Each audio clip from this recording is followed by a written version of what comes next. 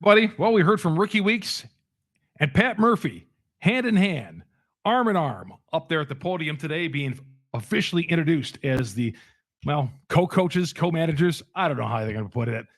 It's just a strange situation. We'll get into that. We'll get into some of Matt Arnold's comments. And also, the Brewers have some decisions to make here in the very near future. We'll get to all that coming up next here on Locked On Brewers, part of the Locked On Podcast.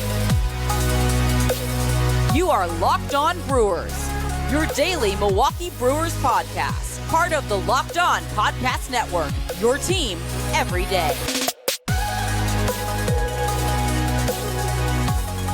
Everybody, well, the Brewers did end up having a press conference today, and they got Ricky Weeks up there, and they got Pat Murphy. The coaches all flew in from wherever they were all around the country, thinking they had the winter off. Well, they flew in to support the new co-managers of this team. That's basically what it sounds like it's going to be. A coach and a coach in waiting. Manager and a manager in waiting. Chuck Freeman here, Locked On Brewers, part of the Locked On Podcast Network. We are your team every day. Thanks for having us along here today.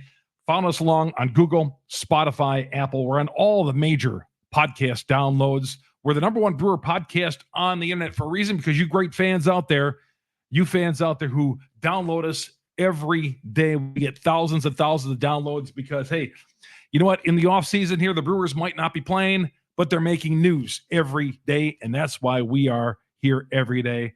And for the last 2 weeks, we've been talking about manager changes and managers going other places, and here we are. The Brewers are set, and we can move forward with Pat Murphy and Ricky Weeks. I'm going to say they're co-managers. They both got introduced up there today. Follow us along on YouTube. Go to YouTube, search Locked On Brewers, hit the subscribe button, our ever-growing YouTube audience out there, and then hit that like button. That'll alert you every time we drop an episode here on Locked On Brewers. All right. They were introduced today up there at the press conference, and like I said, the coaches came in and all that. And now here's the thing about these press conferences I want to tell you about, especially when a coach or a manager is introduced. And I'm not gonna blow this down by any means, but here's the deal. These guys are going to get up there and they're going to talk about how they're going to fight and they're going to have the best possible team. We're going to play to the last out and all that sort of thing. And Ricky said some things. I know they got a lot of people excited out there in a good way on Brewer Nation. I just say these press conferences from, the Brewers have had 20 managers. I've been through like 17 in my life. Okay. And I've seen these press conferences before, and every guy from Davey Lopes on, they get up there and you're initially excited about it. Tom Trebelhorn, people excited about. Phil Garner, people excited about. Craig Counsell, people were excited about. All right. Like I said, Davey Lopes, they get up there and they give that rah-rah speech. And then before you know it, by mid-season, maybe not until May, fans are all over them. So all I'm saying is, whatever these guys say at the press conference, don't buy into it 100%. I see some of you guys say, well, I'm going to run through a wall for that guy today. Okay. Hey, there's a difference between talking up there and saying, and I'm not saying these guys can't back up what they're talking about here, but there was a big difference, a huge difference. So that's all I'm saying. Today's show is brought to you by the great folks at FanDuel. FanDuel is America's number one sportsbook for a reason. I appreciate everybody at FanDuel for sponsoring this show, because, hey, if it wasn't for FanDuel, we wouldn't be talking to you guys every day, along with other great sponsors. But they're the number one sportsbook in America for a reason. Why? Because they have the prop bets on there. They have the live betting. They have everything you need to get your NFL Sunday off to a good start.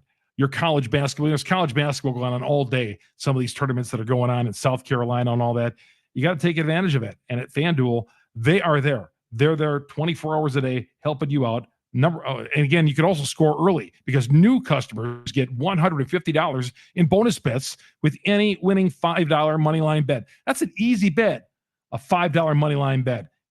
You get $150 in free plays if your team wins. Visit FanDuel.com, locked on /locked-on to get started. FanDuel.com/locked-on to get started today with your account on FanDuel. All right. Now, again, I don't want to sway you guys, because I know a lot of you guys are excited. And yeah, so I'm just saying, pump the brakes. let these guys manage a few games, several games, before we can get a good grasp on them. Now, it just was, I've never seen a manager introduced. Now, this is what's unique about this situation. Normally, when a manager gets up there and introduced to the media, he's up there. Like when Craig Counsell was introduced, he didn't have Jerry Narron next to him. Okay. He didn't, well, Murphy was named bench coach like after the season, after Counsell's first year. Because Counsell took over in May of 2015, and then Narron was his bench coach, and he ditched Narron, and he hired his buddy, Pat Murphy. So, but Murphy, these two guys up there at the same time, it just was odd because, like, okay, who's running the team here? Just was what I thought. I hope it's not an issue. But Matt Arnold, when talking about these guys, the reason why he hired these two guys, and let's face it, it's turning out to be co-managers. Ricky talked about how he's going to learn from Murphy, and I get that, but sounds like Ricky's going to have a big say in things, and he's like manager in waiting to Pat Murphy.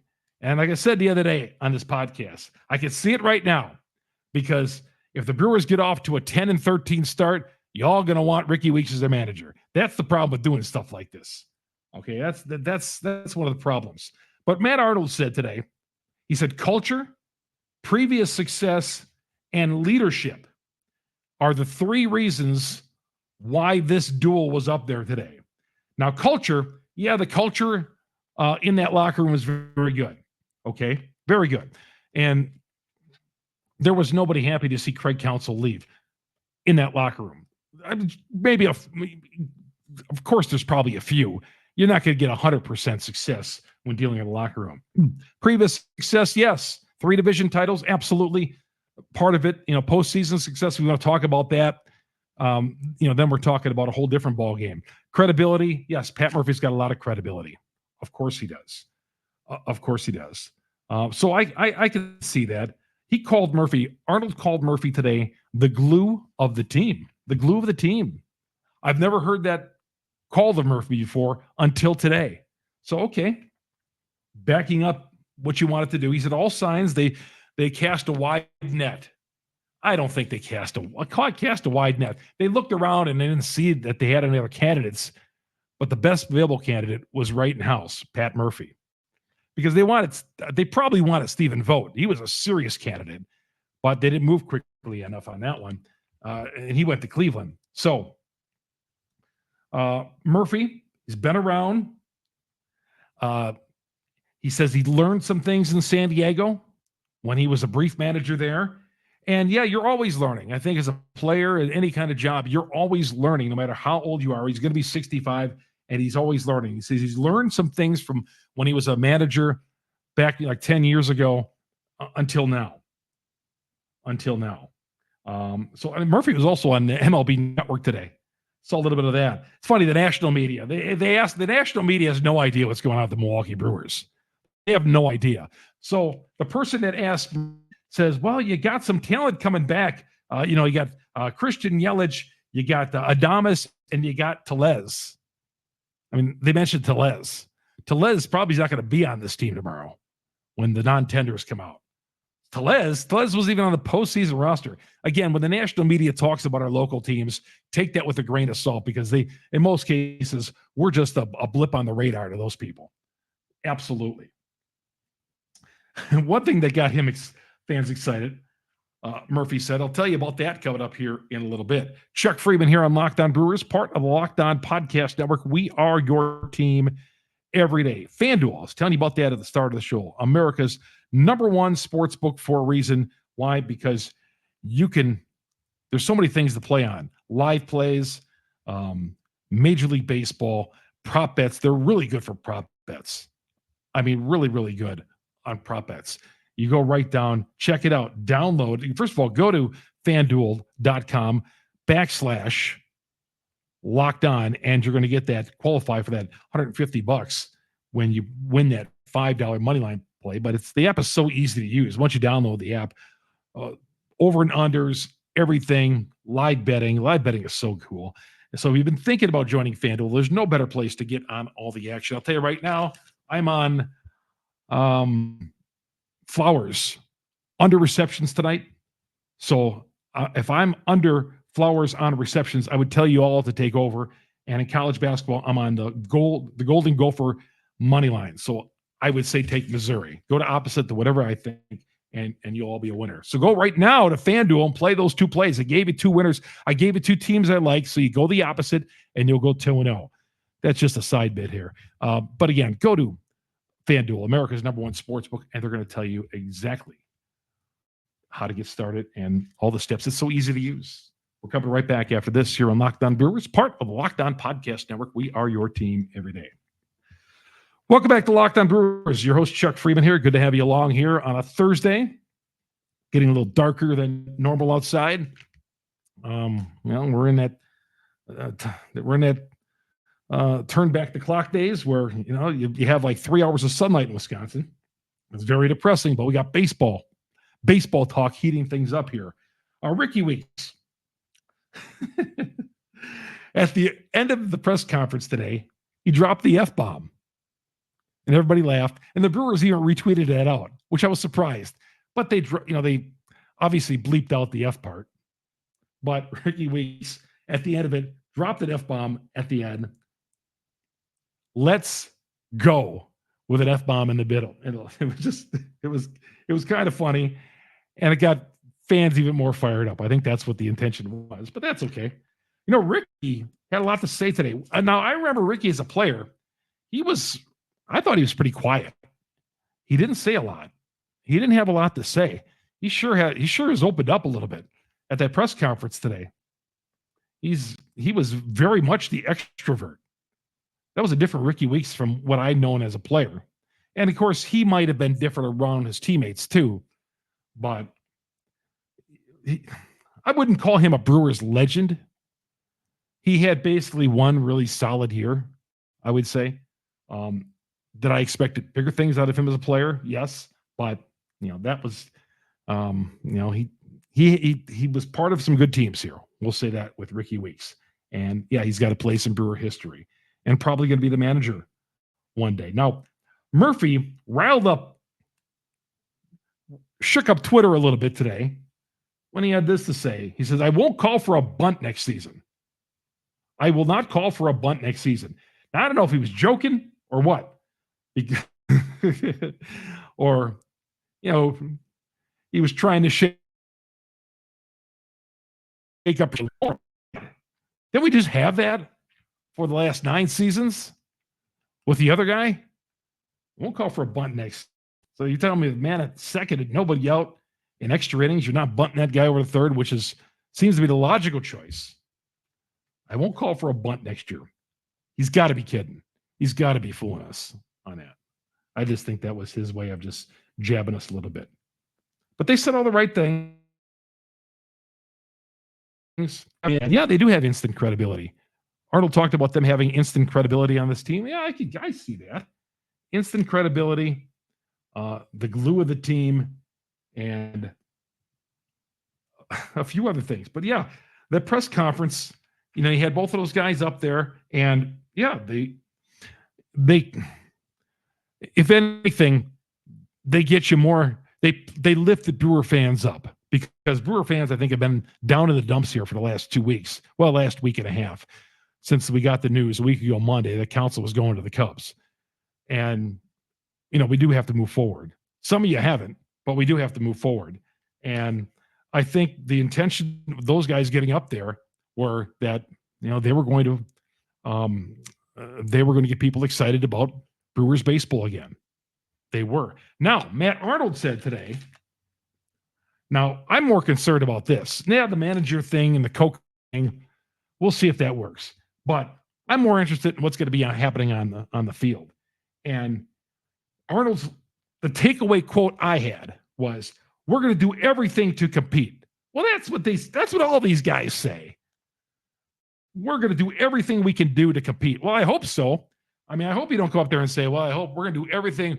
We're going to try, but sometimes our best effort just isn't worth it. No, we're going to do everything to compete. Now, does that mean raising the payroll? That's a Mark Attanasio question. Yeah, Arnold can do only what Mark Attanasio tells him to do, the payroll. Matt Arnold may want to go out and make a play for Shohei, But Mark Antanasio ain't going to have any part of that one. No part of that one. All right, when we come back, sounds like a few teams out there are already eyeing up Corbin Burnes. And the Brewers have some big decisions to make here in the next couple of days. The big ones. We'll get to all that coming up next. Chuck Freeman on Locked On Brewers, part of the Locked On Podcast Network. We are your team every day. Welcome back to Locked On Brewers. This is Chuck Freeman, your host. Thank you, everybody, for joining us here on Locked On Brewers. Downloading us on Google, Spotify, Apple, all the major downloads. And, of course, you're following me on Twitter as well, Chuck Freeman. If you're watching us on YouTube, Chuck Freeman, Freimund. And, of course, on YouTube, Locked On Brewers. Hit the search button, hit the bell. You'll get alerted every time we drop an episode. So, apparently, the Los Angeles Dodgers could be interested. That's no surprise. They need starting pitching. And I saw somebody mention out there about throwing in Christian Yelich as part of the package. I wouldn't be totally against little specs. I want to get under this, away from this Yelich contract. I do. Because I think this Yelich contract is going to hamstring the Milwaukee Brewers on future things they might want to do. Yeah. If you're playing for the Dodgers, you're hitting 271 and 24 home runs or 19 home runs. That's fine with them. I mean, it's not great, but it's not fine. The Brewers signed Yelich with every intention of being an all-star, a perennial all-star, a great, one of the best players in the league. He's not anymore. He's not that guy. So, that said, if the Brewers could trade Christian Yelich in the offseason in a package deal, if they had to package him with Burnes to Los Angeles, I would be good with that. Minor leaguers, that's fine. I just want to get from underneath that contract. And I don't know if the Brewers would have to send them some money or whatever, or whoever it is. Doesn't necessarily have to be the Dodgers, but somebody mentioned the Dodgers today. You know, the Dodgers might be interested in Corbin Burnes. I had a guy from one of the Locked On stations, Locked On Dodgers, asked me. He said, hey, how about sending, this was a couple of weeks ago, how about sending us Corbin Burnes? You know, like they want to take our player already. If it's going to be inevitable that they trade him, we better get some good prospects. But I'll take some low-level prospects to get away from that Yelich contract. I never thought I'd be saying that day. This day has come. In this back in 2019, 2020, 2021, but I've seen enough. I'm okay to move on from Christian Yelich. If they could get that salary off my books, I can get that salary off my books, and I could start using that money for guys who are going to help in the future on this team. Also, I saw a report the Cubs might be they're eyeing up Corbin Burnes. You know, I don't have any problems dealing a guy to the other side. I don't. I really don't. If it's going to help if I'm going to trade one of my players to the next door neighbor, the team across the street, as long as I'm getting what I want in return, I don't have any problem with Burnes playing at the Cubs or anything. If I'm making a trade, I don't have any problems trading with the enemy. As long as I'm getting back, I feel like I'm getting back what I deserve or maybe more for the guy. Yeah, I know some people, you know, in Major League Baseball don't want to trade with their rivals. I don't care about that. Hey, if I'm going to get a good prospect or two or some position players I really need, I don't care who I'm trading with. I really don't. So I wouldn't limit it at all. And the Brewers certainly are never in a position, ever in a position to limit what they do. Not at all. So, yeah, trading him to the Cubs doesn't bother me. And Christian Yelich in a package deal with Corbin Burnes, I'd be okay as far as I look at that as a salary dump. Now, by Friday night at 7 o'clock, the Brewers have to make several decisions on 10 players. 10 players, they either have to tender them a contract or they become free agents. Doesn't mean that just because they tender him a contract, doesn't mean the guy can't get traded. Like Corbin Burnes is on this list, just so you know. I mean, they could trade him. I think you all know that, but that still could be the case. So here are some of the guys who, you know, could be tendered or non-tendered. Willy Adames, I think, will get tendered. Burnes will get tendered. Obviously, they're just not going to let him walk. That would be like the dumbest thing ever. Adrian Hauser, because they need starting pitching, I think he'll get tendered. Hobie Milner, Tender. Tyrone Taylor, I don't think they should tender him. I would not tender him. He's going to make about 1.7 if he does get tendered. I'm not good with that. Last year, yes. Rowdy Tellez, I forgot Rowdy Tellez was even on this team, so I'm good with non-tendering the big fella, and who will probably never be a starting first baseman, everyday first baseman on a championship level team ever again, and bat in heart of the order. But he's due about $5.9 million. Yeah. I think a couple of years ago, some of you had been, tender him for $5.9 million. Okay. No. He couldn't even make the postseason roster. I saw this in the Journal Sentinel that they would tender Devin Williams and possibly use him as trade bait. The Brewers have a history of not wanting to give their closers long-term deals like Josh Hader. Josh Hader, they were going arbitration. Or not going arbitration, but they were tendering him every year. They refused to give him a long-term contract. And they might be playing that same game with Devin Williams. They could be playing that same old game with Devin Williams, tendering him, and maybe they trade him. He's going to do about probably, I think, $6.5 million. I think that's what I saw. So could they trade him with the idea of Payamps or Uribe being their closer? Because you have three guys. You have Uribe, you have Payamps, and you have so you got three. Paguero's not a closer. Payamps, Uribe, certainly throwing 103 miles an hour, has got closer stuff. There's no doubt about it. So trading Devin Williams, man, I'd be open to that. If that can help me get a couple of other positions, you're talking about an all-star closer, I would give him away. But of course, yeah, I'd tender him a contract and then deal him. I'd never thought of that. They brought it up in the Journal Sentinel. I thought, yeah, I'm okay with. I'm okay with that, considering what else we have, those other potential closers. We have two potential closers, I think.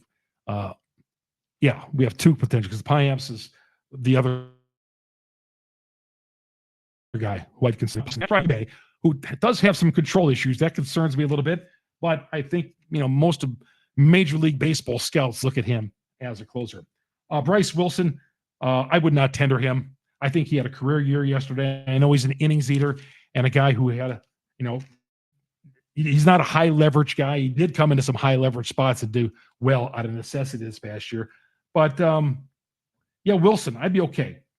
I'd be okay non-tendering him and finding somebody else, because I think we're not going to get as good as he's going to get. And Woody, I think you non-tender him because you're not going to pay him for a season that he's not going to pitch in. But you think about having him, and this has been talked about, a 2-year deal for Woody. So you buy him out of 2 years ago, and you give him some money for this year, and you get a 2-year deal with Woody. Okay. Now, Woody's not going to come cheap. We've seen him interviewed before here in the offseason. Journal Sentinel interviewed him, and